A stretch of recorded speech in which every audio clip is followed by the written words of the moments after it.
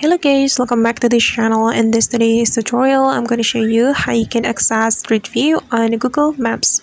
Okay, first of all, let's just open our Google Maps application on our phone, and then we're going to select a location we would like to open in Street View mode. We can search for the location right here on the search button, but you can also tap on the location you would like to open in Street View mode.